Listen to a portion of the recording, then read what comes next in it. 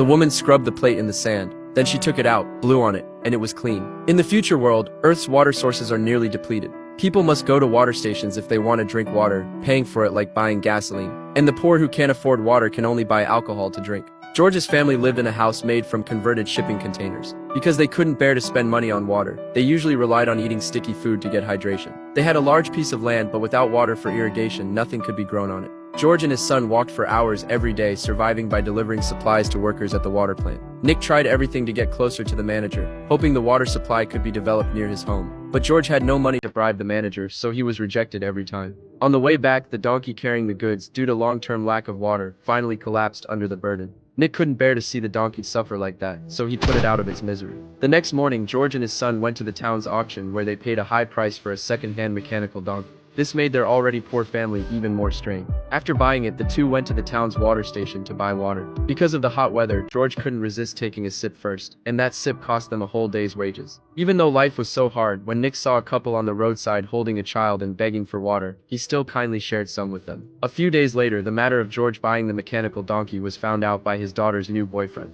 Early one morning, he came to ask George to borrow the mechanical donkey. Of course, George could not agree because this boy clearly was not a good person, and he had no respect for elders at all. But it was exactly this kind of boy that made his daughter fall hopelessly in love. George strongly opposed their relationship. To stop them from seeing each other, George even nailed the doors and windows shut, not allowing his daughter to go out. But one day, George suddenly found the warehouse lock pried open. When he opened the door, the mechanical donkey was gone. George immediately knew who had done it. So he went to the boy's house, but was told by the boy's father that he had gone to deliver goods in the mountains. This made George even more certain that the boy was the thief. However, just as he climbed to the top of the mountain, an accident occurred.